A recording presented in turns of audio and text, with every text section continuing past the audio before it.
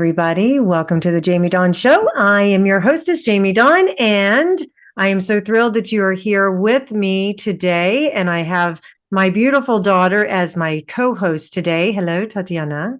Hello.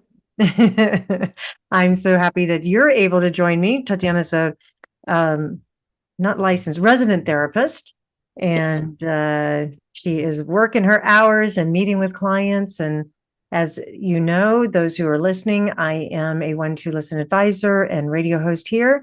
And we both now live around the corner from each other, more or less, not too far away, which I absolutely love. And yeah, so I'm happy you're here. We thought we would, when we were talking about what did we talk about, what's up for us, for the world, that sort of thing. You wrote a beautiful blog on empathy, and the last few days I have been in empathy overload, and a lot of my clients have as well. So we'll talk about that. But before we jump in too much, I like to start the show by getting into our heart space and opening that field. So I'm going to invite us all to join together for just a moment. If you want to close your eyes with me, you're welcome to. Straightening the spine, with the eyes closed, it invites the mind to rest. And so offering ourselves into a place where we can just become present in this moment, taking one conscious breath in and noticing what is happening in the body, allowing ourselves to just, for the next 45 minutes or an hour or so, just to be in this present moment. And then allowing the energy as we are grounding into this present moment to rest into the heart, because as we know that where attention goes, energy flows. And so really feeling that heart center come online. You can maybe float a hand over your heart or just feel the sensation of the heart in the chest area. And just allow yourself to feel qualities of the heart, love and compassion, devotion. And just breathe all that in. Knowing that we are only one breath away from this heart space and that we can return to it at any time. And with a conscious breath in through the heart and out through the heart, I welcome you. Thank you. Ah, lovely. I needed that too. I was feeling a little overwhelmed before we started. I like to talk about, keep people abreast as far as what's happening in my life so that they know I'm not just this made up AI something that's sitting out there, Mm-hmm. Plus, it's always fun to gossip and learn about somebody else. So, at the time when we're recording this, I will have been back home from the East Coast for only a few days. And so I'm finally getting back into my sleep pattern. I slept an extra hour this morning than I normally do. Yay me. But I also stayed up an extra hour later. So technically I didn't get any more sleep, but what are you going to do? So I'm sort of getting back into a routine, only to leave again to go off to mystery school, which is where this show is being pre-recorded for, because I'll play it on Monday, the 27th, which happens to be Memorial Day. And that will hopefully give everybody some pins on the map. We'll be coming off of a full moon that's happening next week on the 23rd, sun moving into the sign of Gemini. And then while I'm at mystery school, we have Jupiter, our big planet of abundance and good luck and fortune and truth and expansion, moving into the sign of Gemini. So it's appropriate that we're being gossipy. That's what Gemini likes. It likes to chit chat and connect and learn all kinds of stuff. So lots of stuff that's going to be happening while I'm gone, but lots of stuff happening as I'm at mystery school, because we know the energy field can be really thick with some really cool stuff. So I'm excited about that. So those are some happenings. What about you? What's happening in your world? Anything you want to share? Let people get to know Tatyana a little more? Hmm. I don't know. Had an interesting therapy session yesterday. It was quite enlightening. It's a wonderful thing when your therapist can push you and know that you can handle it, challenge you and tell you that you're not necessarily the problem, but you are part of the problem, Mm, and that we have to take a look at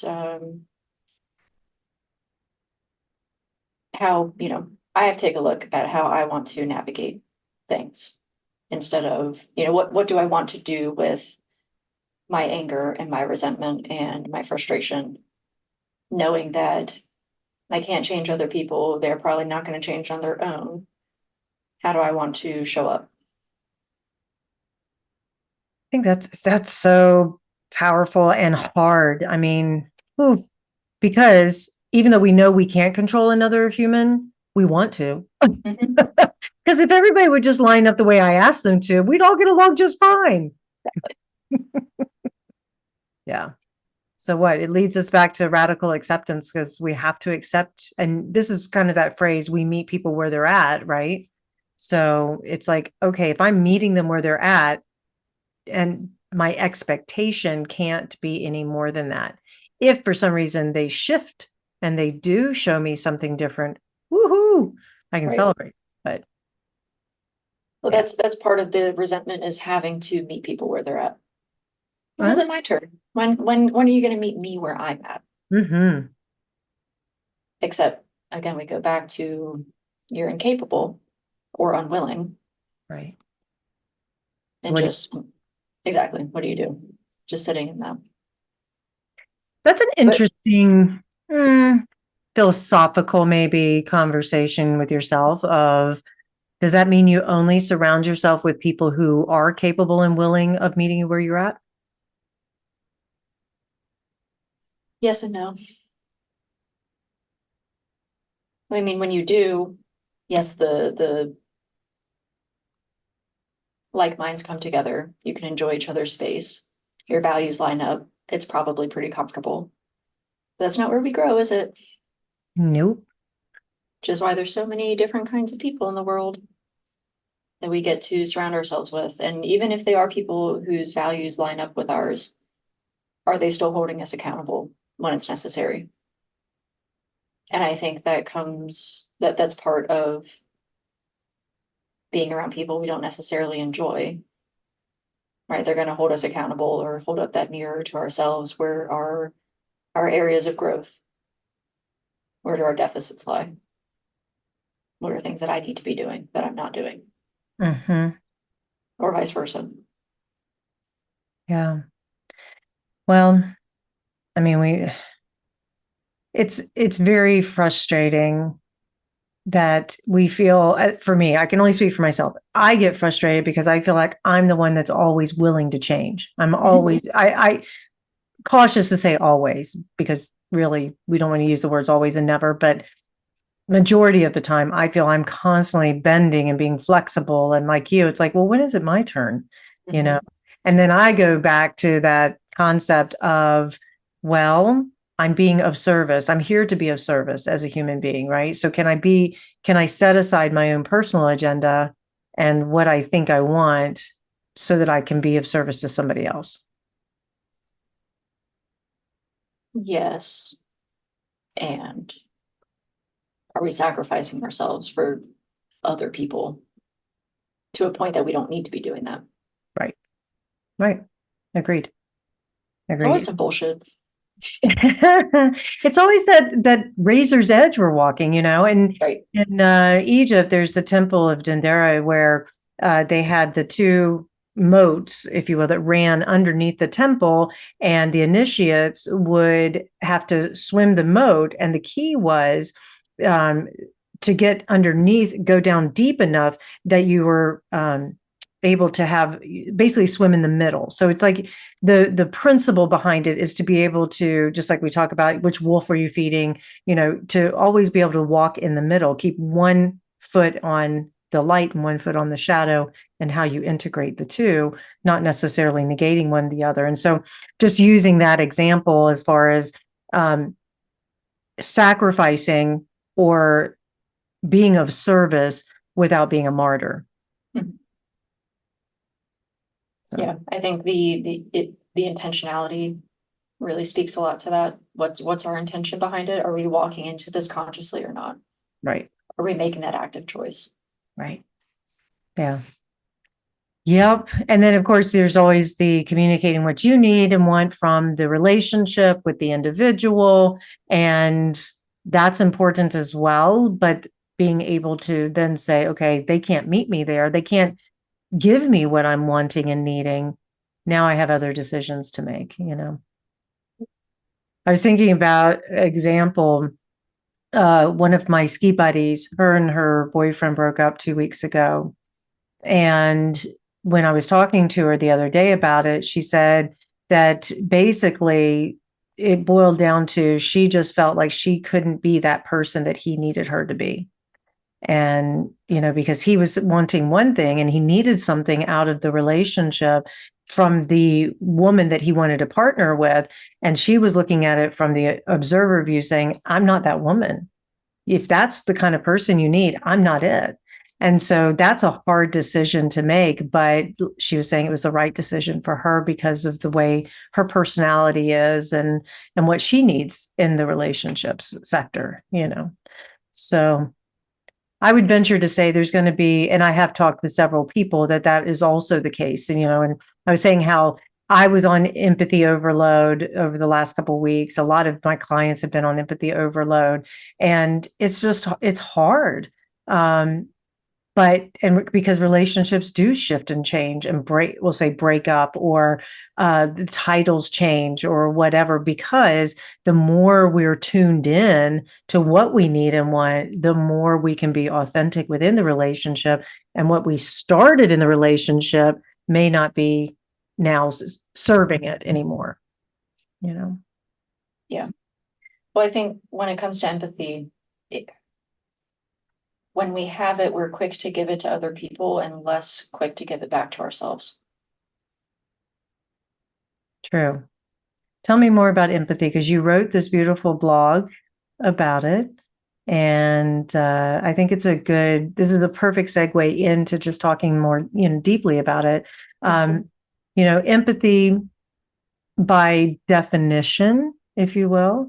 You can go into that a little bit, and I'm going to talk about it too from a energetic standpoint, because I work with a lot of empaths and how to navigate and cope with empathy overload and things like that. But yeah, give us some insights on empathy. And my first question though would be, why did this come up for you? I started a new book called It's Okay That You're Not Okay. And it's on navigating grief in her sub title, Meeting Grief and Loss in a Culture That Doesn't Understand. So Megan Devine. And I've had this, I bought this a while ago in internship. So I've had it for a couple of years on my bookshelf. And I wanted to read something different other than trauma and brain science for a second, and hop back into something that is helpful. And it's really breaking my brain in the sense of perspective. And I'm glad that I'm reading it now, because I don't know that I would have been ready to fully take it in then, you know, if I'd read it when I bought it. But she was talking about, and I don't know that I'm going to be able to find it, but more or less had said that, you know, empathy. Here it is. I did find it. So she was talking about spiritual bypassing and the myth of enlightenment, and how we use spirituality or faith or religion to hide behind our pain, right? God is going to take this away. God has a plan. Everything happens for a reason. It'll all be okay. It'll work out in the end. Sometimes it won't. Sometimes it won't.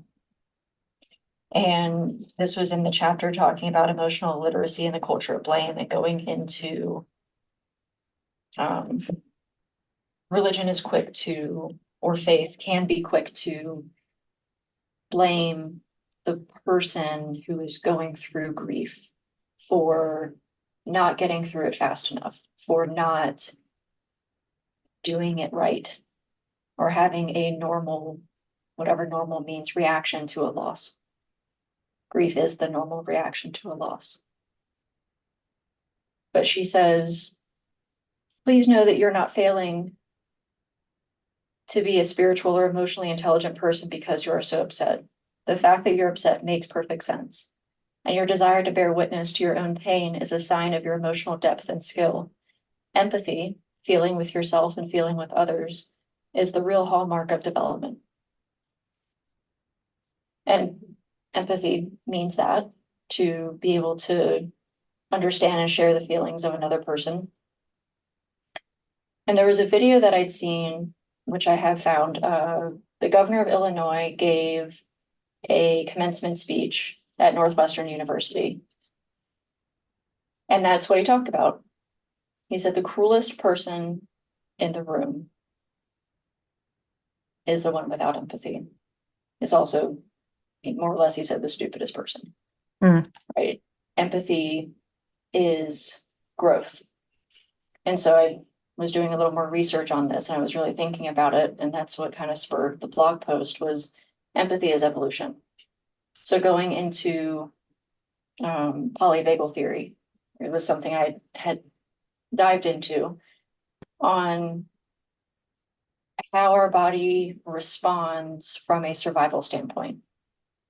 So just to read a little bit of it and paraphrase, we are hardwired for survival through and through. All vertebrates are, which is where that survival system came from. So 500 million years ago, immobilization was the tactic of the time. And immobilization simply meaning fawn or freeze.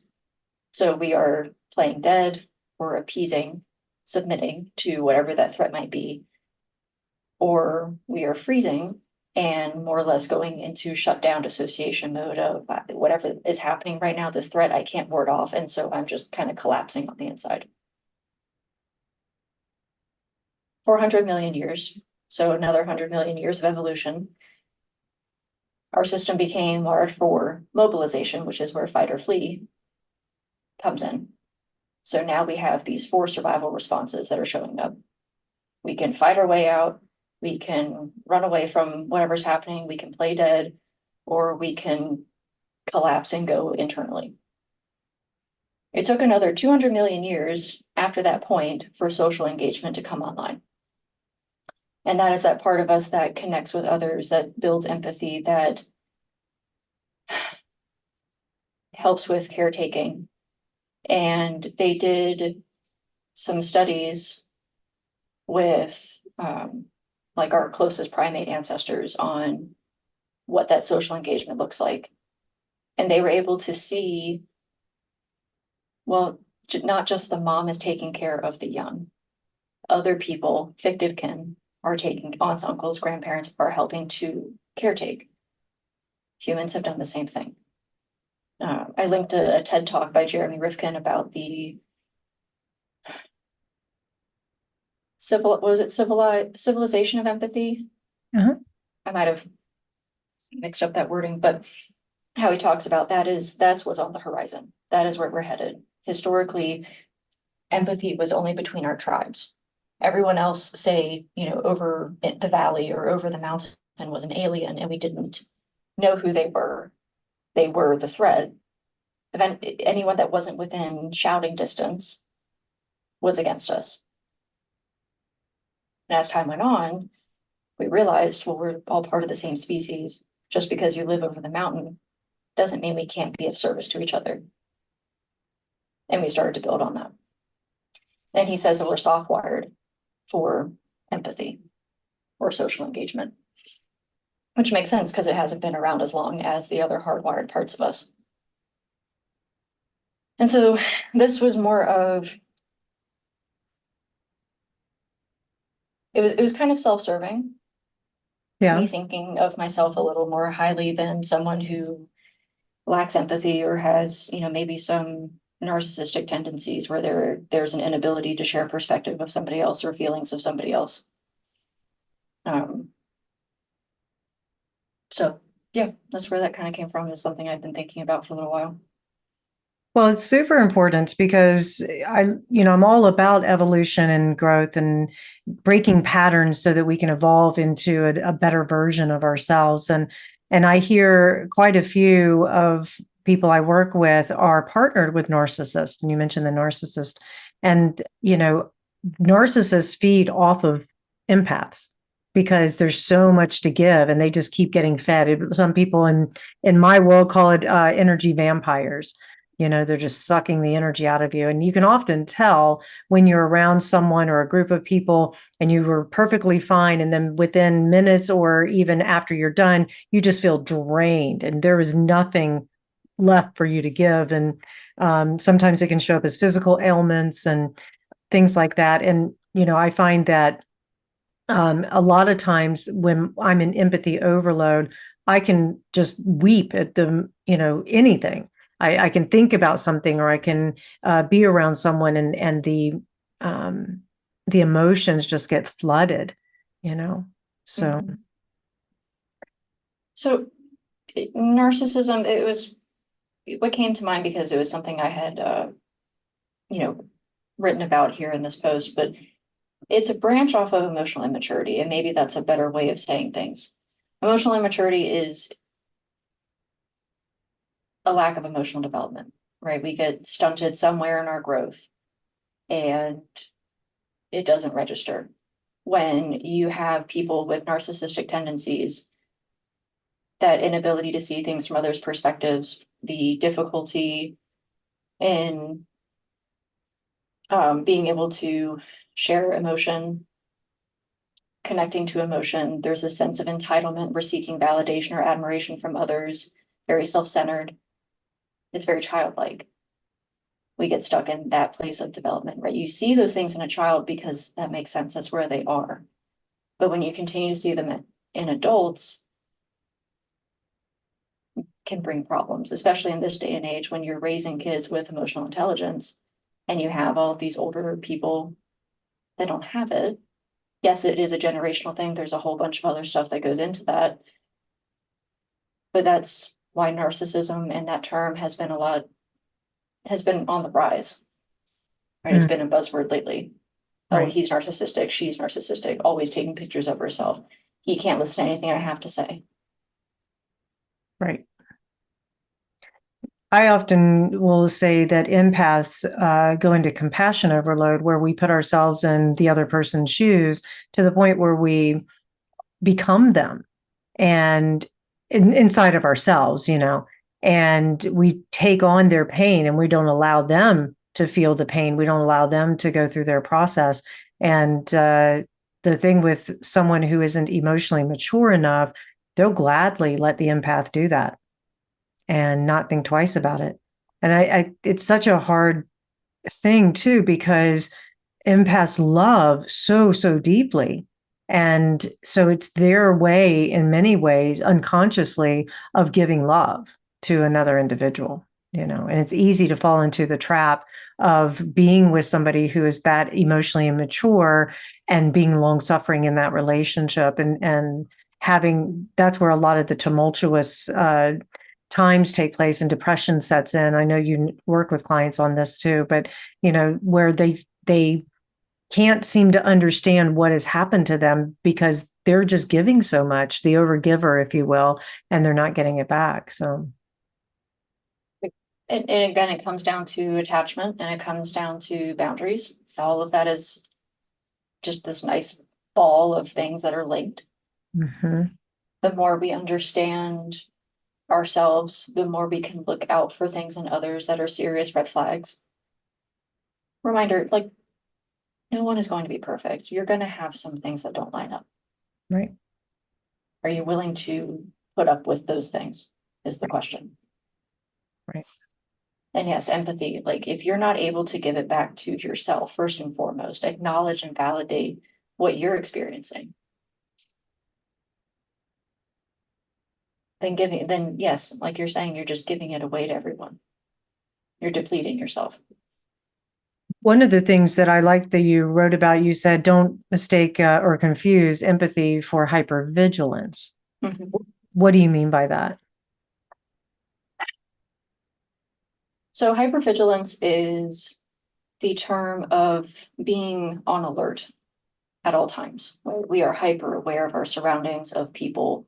We are constantly looking for cues in the environment, whether that's facial expressions, loud noises, um, body language that signals some kind of danger, because it has at some point in our life kept us safe.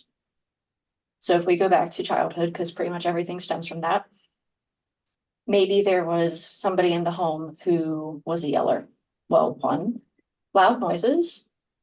We are again hardwired for survival. Loud noises trigger that survival response in our brains, telling us to be alert and probably to run away. Yelling is no different. And then if we experience that person as scary, okay, do I approach you? Do I have to take a step back? Like, where are you at? And then we start learning, okay, well, if this person is scary for me and I don't know what kind of mood they're going to be in, now I'm always on guard. And maybe now I'm also interpreting non-threatening cues as threatening because my brain is hardwired for that. So that doesn't mean that we are actually attuned to that person. And that is the biggest difference. Empathy is attunement. Hypervigilance is safety. Mm-hmm. Yeah, that's a great point to distinguish, because one of the other things that I work with people on is knowing what is yours and what is somebody else's. And it's easy with high sensitives that are empathic to feel things even on a physical manner. I mean, I could be sitting here and all of a sudden I start to get a headache, and let's just say that you were overthinking about something and worried. Well, it could manifest as this headache, and I'm just like, wait a minute, is this mine or is this somebody else's? Right? And then you may reveal to me, yeah, I've really been processing something, and it's giving me a lot of distress. So I'll go, oh, okay, so it's not mine to work with, right?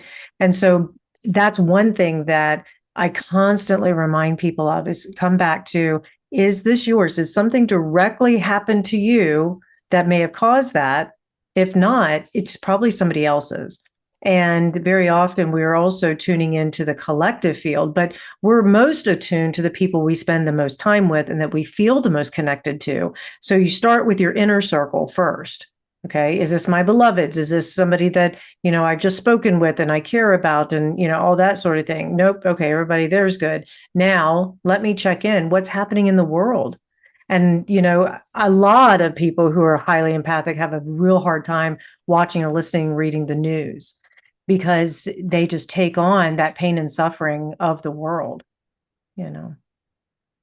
And yes, and that is empathy, right? And I sort of chart that out in the ending, but we are heading toward that, right? Our parenting culture is waking up to kids are people. They're not simply there to be seen and not heard. We are fostering human beings who are going to grow up to be adults with their own lives. How do we want to approach that with them? We're developing their emotional intelligence. And in asking them to be emotionally intelligent, you're also asking them to be empathetic toward their peers, toward people in, their community, in the world at large. We're asking for people to constantly care about the fires in Hawaii and rebuilding, the wars happening all across the globe, the genocide, the famine, the global warming that's happening. And they're doing it. And we are getting to that empathy overload, right?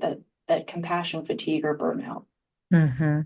of, I do feel so deeply. And again, going back to boundaries, if we're looking at the news too much, if we're scrolling on social media, if we have alerts coming to our phone every time a new headline comes out, maybe we need to start limiting those. Mm-hmm. It can be too much. Yeah, that's a great reminder of some coping skills that we need to continue to practice. I was talking to somebody the other day. I said, you've got all the tools, you just have to use them. And because she was talking about how she just feels so deep. She's like, when is this roller coaster going to end? And I'm like, it doesn't end. We just have to navigate it differently. We have every time it shows up when it feels like it's taking us dark and deep, that's the time that we get to dig in and practice, you know. And then we pull ourselves back out and we strengthen that muscle, so to speak, so that the next time we can meet it even stronger and deeper. So I'll throw out some coping stuff. I'd love for you to offer some too, but you mentioned boundaries. That's a huge one. And I would also say that spending some time in nature or a peaceful place somewhere that allows you to just unplug and reconnect with just the yourself, reconnect with that, what do I want to call it, the true nature of who you are versus all the noise and ridding yourself of some distraction time for a while. That's another way. What else do you say? You mentioned riding the roller coaster. When does it stop? How do we handle it? Sometimes you have to get off and regroup before we get back on. It's okay to take time for solitude, to reflect. How can I do things better? When I go up and I'm riding this roller coaster, I get to the top. Do I want to scream on the way down? Do I want to put my hands up? Do I want to laugh? Do I want to do nothing at all? And then it's going to happen. And you're going to have to ride it out until it's finished. Again, you can get off at any time. Mm-hmm. Sort of. But sort of. But yes, attuning to you, what you need. What are your values? Who lines up with that? Who is supportive? Which places are supportive of your best self? What activities give you energy or even respite, if that's what you really need? If you're on the go all the time, can you allow yourself to rest? Positive self-talk is really helpful, especially if there's guilt around taking care of you. Women, mothers, I'm really talking to you here because that's a big deal. You feel like you're not allowed to, you don't deserve it. That's some old ingrained bullshit that some man decided to found this country on. His work ethic and productivity is bullshit. You have to rest because your body requires it.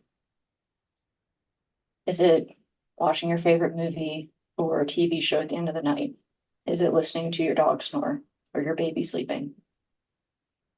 Is it painting a terrible portrait of your partner while they do the same for you? Is it responsibly using substances? Responsibly is the major word here. There's so many things, but coming back to what brings you back to you is very important. And if you don't know that, yay, self-discovery opportunity. It's a great time to figure out what you do like or don't like. Trying new things. If new things scare you, doing things you've done before, do you still enjoy them or not? Well, keep in mind too, I'm speaking to all the overgivers out there, I'm raising my hand. Keep in mind too that what example are you setting for your child or for someone that you care about? You know, it's easy to give advice, it's hard to take our own, right? But you know, what example are you giving to? I would think about that. And there's some redos I'd like to have as a young parent, you know, where it's like, okay, I taught my kids to work hard and try and fill up their time with as much work and productivity, you know, as possible. And there was a point when you're a little bit older that I was like, no, wait a minute. You've worked hard. School is your job. You're allowed to have that downtime. I'm allowed to have that downtime. I don't have to. I mean, I went through the roller coaster of guilt because I worked full time. And it was like, I haven't seen them all day. I need to spend as much time as I possibly can before they go to bed with them. And that wasn't always what you needed. You know, sometimes we all just needed to have quiet. So, yeah, giving to ourselves also, I noticed that I can show up so much better. You know, it's a silly example, but I'm going to share it just for fun. When I planned to go back east to see Lake and Sarah and the baby, I had planned it for the last week of April. Then I found out Mount Rose, where I love to ski, was staying open till the end of April. And I was like, screw it, I'm moving it. So I moved the trip a week later so that I could be with my ski friends and I could be on the mountain I love and enjoy it. I was able to show up fully present on the East Coast and not feel, I mean, yeah, I still, miss home, and I feel like I'm sort of missing out from what's happening back here, but it didn't have the same grab or pull at me that it would have if I had kept the original date that I had gone. That was my way of giving to me. So, and that was a I'm, gift. mhm. I'm glad you brought that up. I'd seen a post about a mother who was caretaking for her daughter who had cancer. And some flight came available where she booked a weekend trip to Ireland.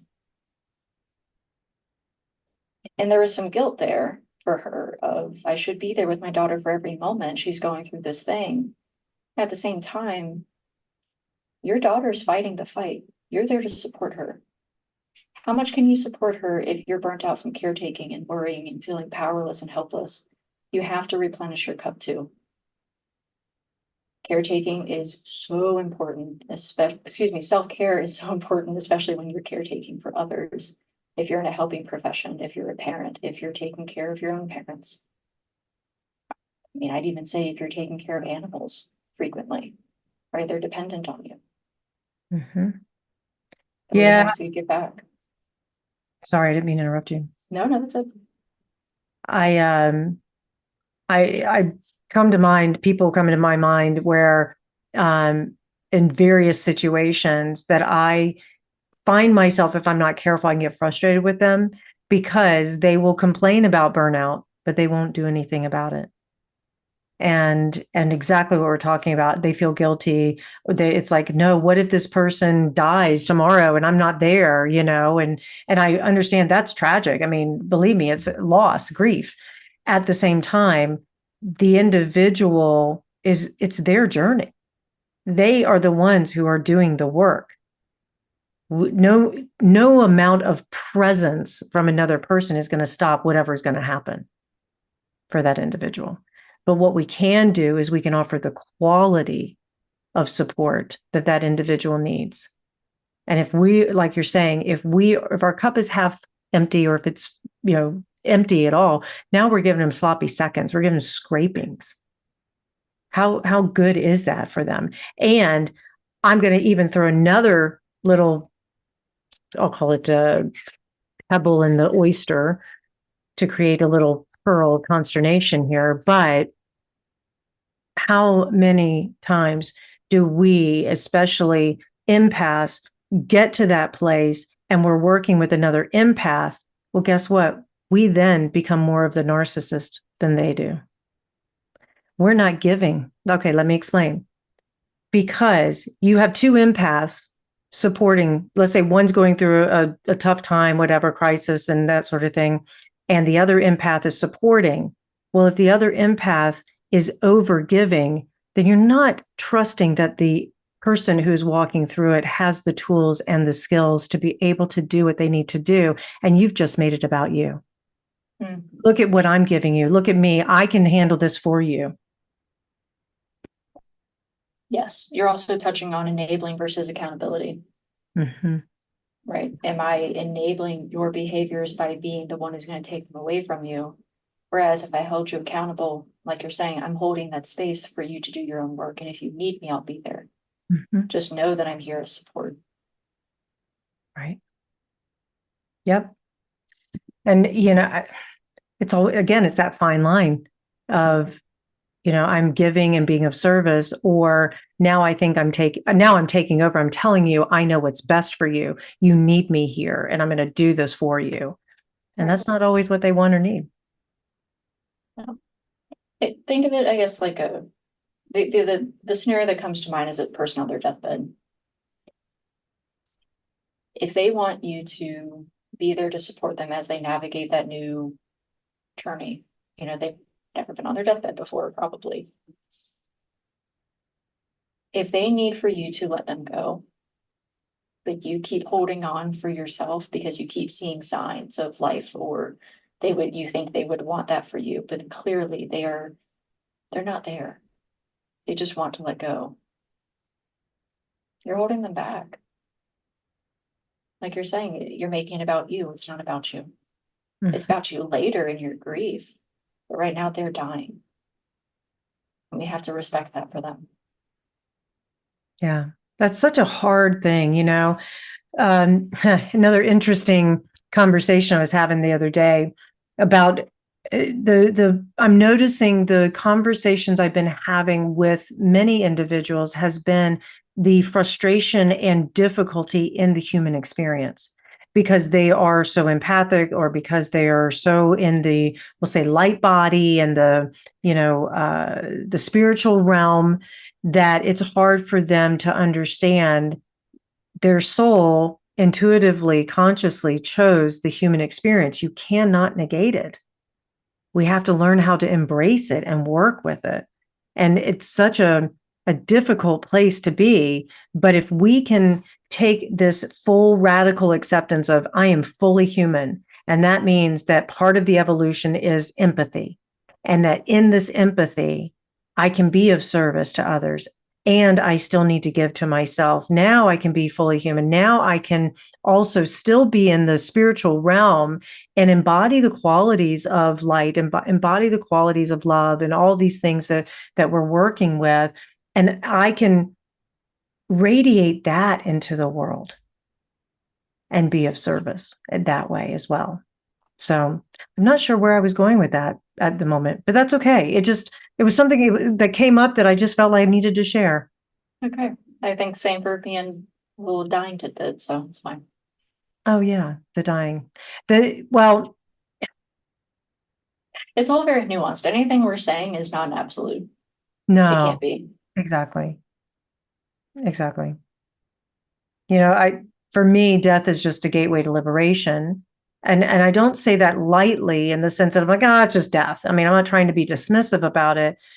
I celebrate that when the time comes, I will be liberated from this physical form and all the experiences that I've had, but I get to carry it into whatever's next and be of benefit into whatever's next. So that's why it's important for me to do the work now so that it carries through no matter what form I'm in. Why are you laughing? I'm laughing because it spurs another thought, one that I've broached with Talbot, that all existence is servitude. That's an interesting philosophy. It doesn't matter if you're here on Earth, right? We're serving in some way. If you're in hell, you're serving in some way. If you're in heaven, you're serving in some way. I don't think there's really any escaping it. If you're in an animal realm, you're definitely serving in some way. A ghost realm, definitely that too. I think all existence is servitude. So if that's what you're trying to get out of, good luck to you. Let me know. See, and that's thank you. That was my whole philosophy around being of service without being the martyr. But again, the path of service to me is rewarding. The path of service to be useful. That's all. I mean, none of us are special, but we certainly are useful if we allow ourselves to be. And I think that's the thing that I just keep coming back to is how may I serve? How may I serve? How may I serve? And sometimes being of service, this goes back to the death example. It goes back to some of these other examples we've used. Sometimes being of service is stepping away and is filling our cup and is getting back and reducing the burnout and getting rid of burnout, hopefully, by self-care. Sometimes that is being of service because, well, not sometimes, it is being of service because you, like we were saying, you can show up so much better for another and for yourself. You know, at mystery school, we say our vows. I vow to you conscious speech, purity of heart, compassionate action. And then the staff takes on the vow of service. And we say those vows to each other, but we also say them to ourselves. And it was really potent for me to be able to say, to be of service to myself. I mean, some in the very beginning, it's like, okay, to be of service to others, right? Be of service for all time. Yes, that's me. And when I said it to myself one day, I remember so distinctly going, wow, I need to be of service to Jamie too. Yeah. And now that's been a labor of love because it's not easy. Right. So, I go back to we're not pouring from our cup, we're pouring from our saucer. or What I salt. have in my think of a teacup, Oh, not a yeah. saucer. Yeah. But whatever I have in my cup is for me. Whatever runneth over into my saucer, I will happily give to you. I love that. If there's nothing left, see ya. Honestly, I can't remember who said that. It was this beautiful woman that I watched in a video. So I took that from her. I love But it. That reminds me of another phrase. It's sort of, we're kind of gearing it, steering this in many different directions, but we're talking about relationship and the codependency relationship factor. And the phrase was, you don't make the other person the air you breathe, you make them the flowers on your table.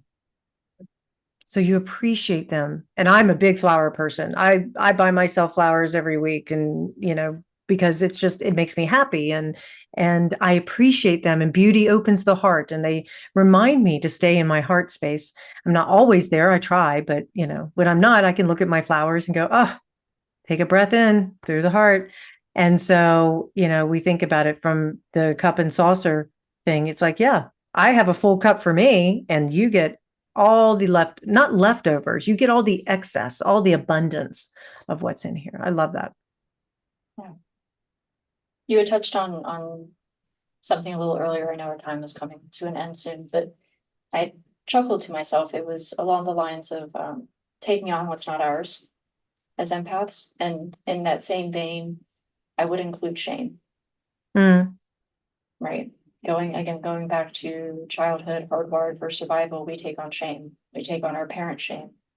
We take on words that are simply words that they feel about themselves, and we internalize them. And when we get to be adults, it is our responsibility to get back to ourselves, to really unravel that shame and realize it was never ours to take. As children, we couldn't do anything else. We weren't there yet. Right. But as adults with our brains fully formed, it's a beautiful way to get back. I love that. Yeah. And you know what?